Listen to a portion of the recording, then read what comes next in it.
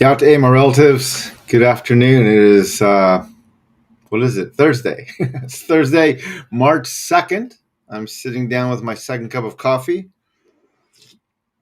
And I wanted to jump on, not for a real long, but I wanted just to highlight some of the stuff I have coming up this weekend. There's a really exciting conference I'll be speaking at that I wanted to share with you and talk a little bit about. But yeah, before I begin, let me just do as I always do, which is acknowledge I'm speaking to you from Piscataway lands. It's now called Washington, D.C., where I live, but these are the traditional lands of the Piscataway. I want to honor the Piscataway as the hosts of the land where I'm living. And I want to just state how humbled I am to be living on these lands today. So if you follow me on social media, you know I've already had a pretty early morning. I spoke yesterday up near Providence, Rhode Island. I was at a book tour event talking about Unsettling Truths. And it was pretty good. It was at a church, westerly Rhode Island, about 35 miles outside of Providence. And the event went really well. This is a picture of the event last night. These were some of the people who stayed late.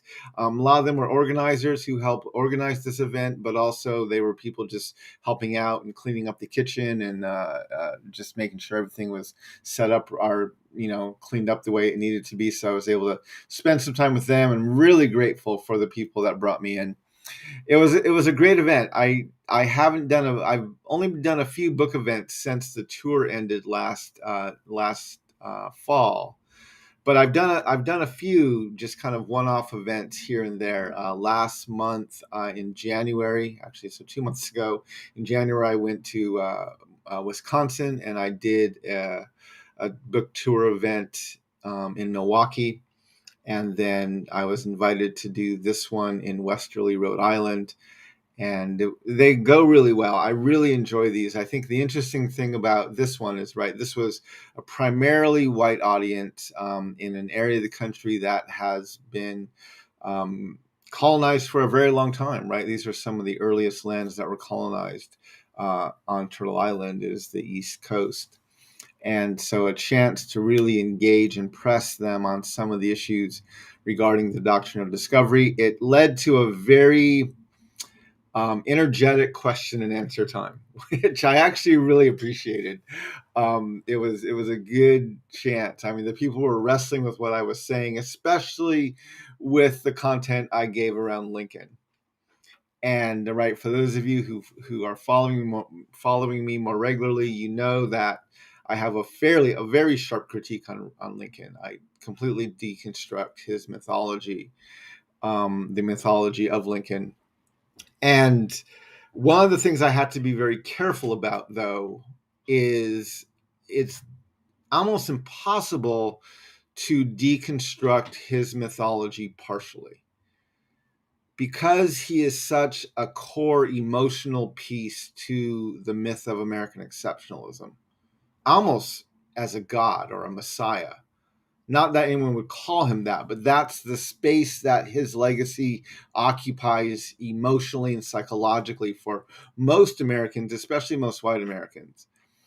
And so if you do not deconstruct him completely, right, if you leave even a shred of space where someone can say, well, but he wasn't all bad, they will cling to that space as if their lives depended on it. And that's some of what happened last night. I didn't have time to go through all of my content on Lincoln. I went through maybe half of it, but there was a lot of people really struggling with the way I was trying to shift the paradigm around Lincoln. And so we had a very lively Q&A. Which I really enjoyed. It was fun. It was fun to have that conversation, and it was fun to see people really wrestling with him. And I affirmed them for the way they were wrestling with this. And I encouraged them to keep reading and to look at these things. I gave them a bit more content. But anyway, that was a good event last night. Let me see who's on. I'm sure there's a few people who have joined by now.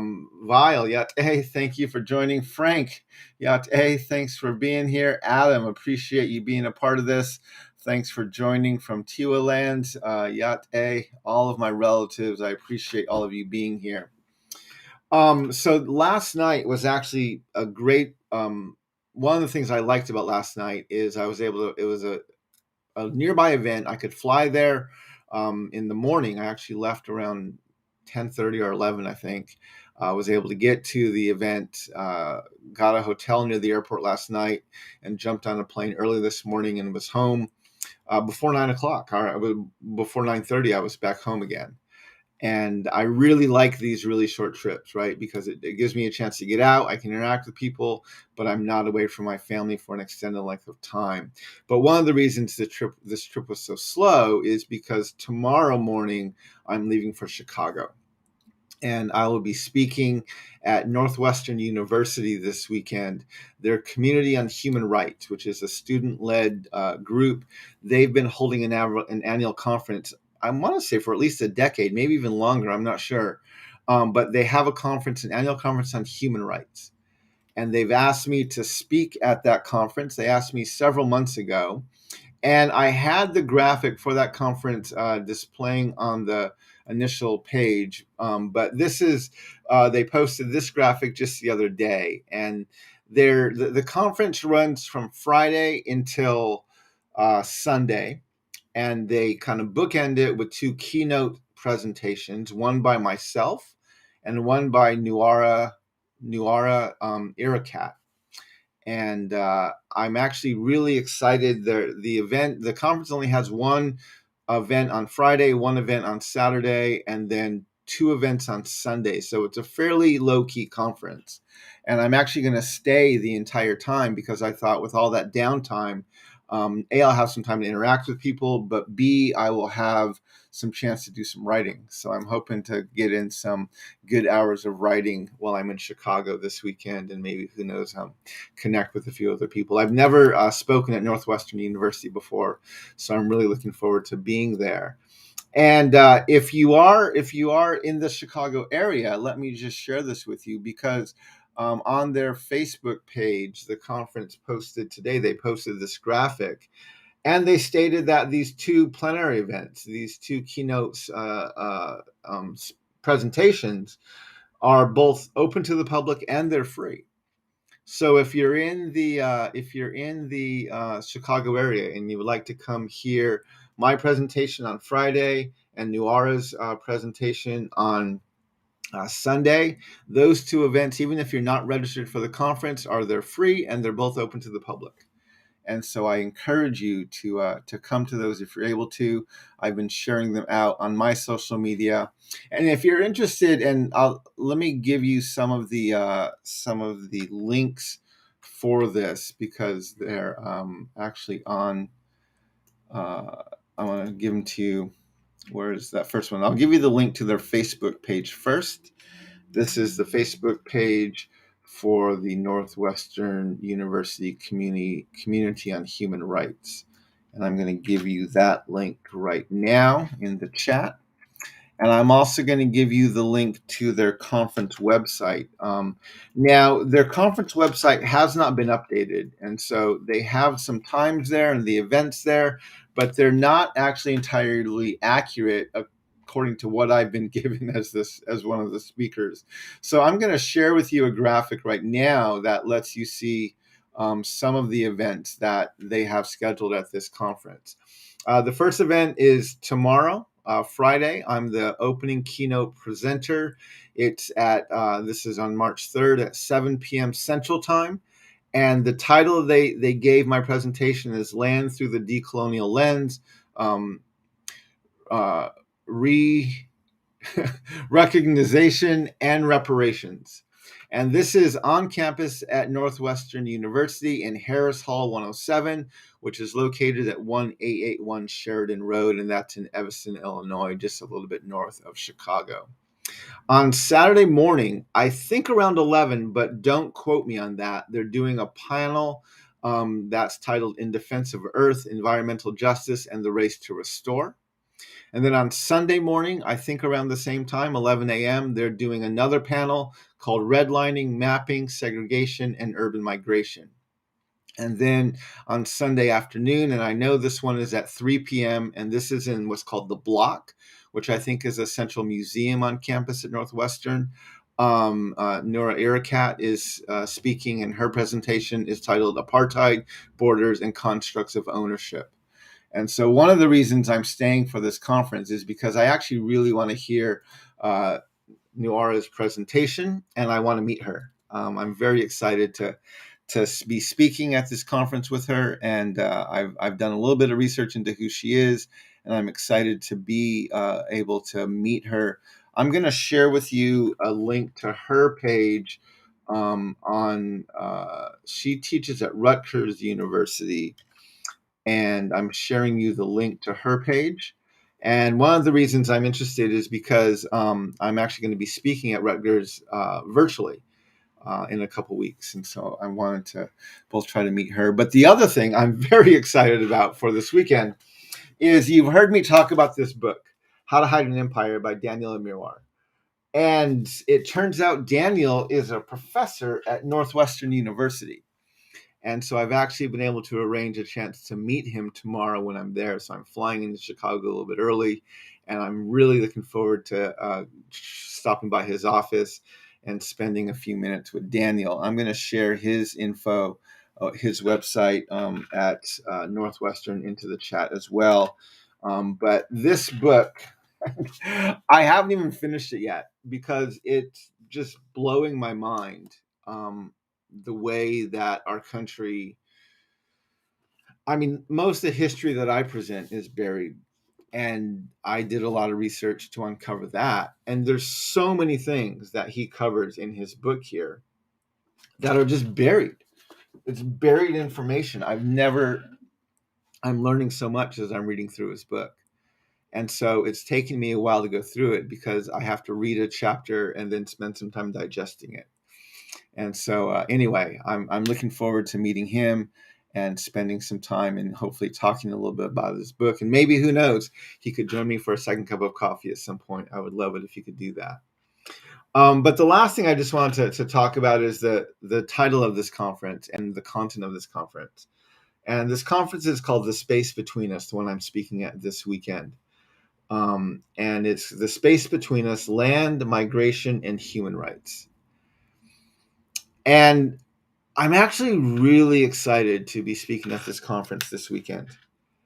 As I've been thinking about how to frame my content around the doctrine of discovery into the discussion on human rights, I think it's an hour to an hour and a half. I forget exactly how long I have to present, but I'll be able to go through a fair amount of content. And I'm not going to give my full lecture, obviously, but I think the way I want to frame it, the way I'm going to approach this, setting up this conference on human rights, is, first of all, I want to point out just the absolute irony and complete lack of integrity our nation has to lead any kind of a conference on human rights, right? We are some of the worst offenders in the world on human rights, whether it's in our history or whether it's in Guantanamo Bay or the things we're doing today. I mean, we are constantly ignoring human rights.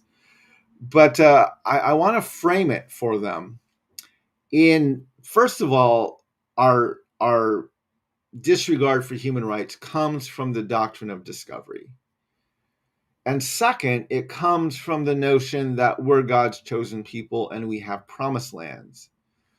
And just by virtue of what it means to have promised lands, that means we have the right, the God-given right, we claim, to disregard the human rights of other people who are not God's chosen people.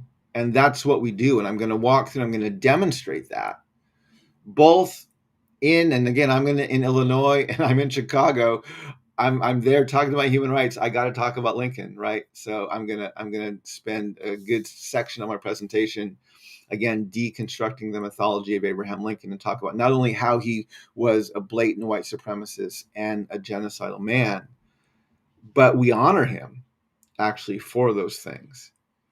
And so I'm going to talk about how our greatest president was actually one of the most egregious offenders of human rights globally.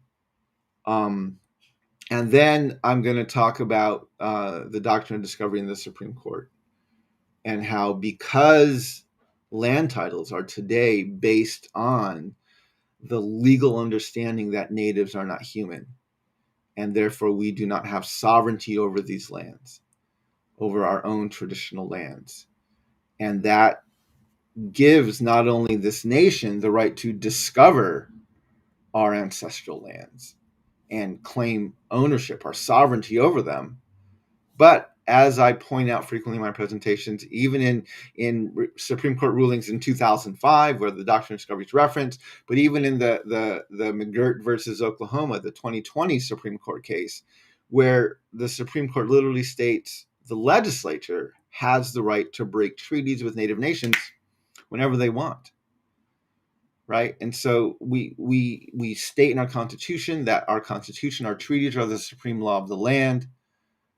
But because our land titles are based on the understanding that natives are savages, we're not human, therefore the legislature has the right to break treaties with us. And so our treaties are not the supreme law of the land. The legislature, Congress, is the supreme law, and there's nowhere else we can turn. And so these are the things that lead to this mentality that leads to this understanding that the United States can disregard the human rights of so many people, and it doesn't matter because A, we have a doctrine of discovery, and B, we are God's chosen people and we have promised lands is what this country claims. So anyway, I'm really looking forward to laying out that argument and kind of framing the entire conversation over the weekend with this understanding, with kind of this foundational understanding. And I'm looking forward to being able to sit in on the panels and sit in on the second keynote presentation. So, and again, that first presentation, mine on Friday, and the last presentation Sunday afternoon, they are both open to the public and they are both free. So I welcome you to join those if you're able to. I don't think they're going to be streamed live, but I haven't been told about that. If there is a live stream of the event, I will definitely share that over my social media. But I don't know what they're going to be doing for that anyway. The last thing I want to just highlight, and again, this is just going back to some of the stuff I'm doing with my book, but on my website on wirelesshogan.com, when you go to the Unsettling Truths page there where you can purchase a copy of the book, I also have a link to 12 videos I made about a year and a half ago, almost 2 years ago, going through every chapter by myself and talking about the book. And those studies are available. They're online. They're free to anyone who wants to access them. Also on my Patreon for the past year, my co-author and I have been going through a book study of Unsettling Truths. And together we've been doing a study of Unsettling Truths. And we just finished the last chapter last month. And so for people who are subscribed to my Patreon, I'm going to share that link right here. If you subscribe today, we're going to do one more session next month this month in March. And we're going to actually talk about the conclusion because we have a whole conclusion section. We're going to talk about the land acknowledgement and the naming of the tribes we do at the end of the book. And we're going to have a much more extended, probably a half hour of time for Q&A, where we can answer questions regarding the entire book. And so if you want to be a part of that, you can join that. We're going to stream that live. I'm still working out the schedule, but probably the week of the 20th. I don't know exactly what day yet. We're looking at Sungchan's schedule, but once we have that figured out, I'll start promoting it. And the good news is if you subscribe to my Patreon, the Unsettling Truths tier, even just for 1 month, you get access to all 12 of the previous videos that we put up there. And so you can literally go through and binge watch all 12 of those videos for just the charge of a 1 month subscription. And so there's a lot of content up there if you'd like to do that. But I'm highly working hard to promote that this month. Not only the videos that are on my YouTube channel that are free and open to everyone, but the ones we have on Patreon that are a little more in depth because it's both myself and Sungchan. And then I also just want to continue to promote this book study special I'm doing. And one of the reasons I'm continuing to promote this is because almost once a week now, I'm doing one of these virtual Q&As. So the special says that goes if you purchase from my website 10 signed copies of Unsettling Truths, and you can buy them as a group, and we'll ship them for free for $3 to one address. But if you buy that for your book study, I will allow you to schedule with me actually, over the course of the next year, a 45-minute virtual Q&A where I can jump online with your study and answer questions about the book and have a dialogue with your study as you're wrestling through the content. And I'm probably doing one of these studies a week now. They're happening more and more frequently, and I love them. They they're fantastic. The 45 minutes fly by, and they're such good discussion because it's a conversation with people who have already read the book or they're working through the book. They're wrestling with these issues, and so it's not the same questions I get all the time when I speak, but they're going much more in depth. And I am really enjoying these sessions. And so if you've ever wanted to start a book study, and you want to go through Unsettling Truths, this is a great way for you to not only engage this dialogue more deeply with people in your circle, but a great way to bring myself in through this free virtual 45-minute Q&A to have a discussion and answer some questions and go a little bit deeper. So anyway, I just want to make sure you're aware of all those things that are going on. But I am right in the middle of this busy travel. I flew home this morning from Rhode Island, and I'm flying out tomorrow to Chicago. I'll be back over the weekend after the conference is over. And then my March travel schedule is actually fairly light. There's some things going on here in DC that I need to be around for locally with our family. And so I'm not going to be traveling for most of March until maybe the end. I think the end of March, I have a few events that I'm going to be traveling to up in New Hampshire, if I remember correctly. But anyway, I just wanted to sit down, share my second cup of coffee with you, talk a bit about my schedule, and I'm looking forward to the events going on this weekend, and I'm looking forward to having a month at home and for most of March, at least 3 weeks at home, and being able to really engage much more intentionally here on my second cup of coffee and on social media. So, my relatives, thank you for joining me today, and appreciate you being on here. I see this comment, and it says, exciting you get to meet with Immerwahr. Tell my viewers would love to see him on a conversation with me, and I will definitely let him know. I intend to invite him to join me for a second cup of coffee. I don't know what his schedule looks like or what he's open to, but I'm definitely going to invite him to join me, hopefully sometime in the next few weeks, to get online with me and have a cup of coffee and talk about his book. Anyway, my relatives, I hope you have a great day. Walk in beauty. And may we all learn how to walk in beauty together. And Hakonet.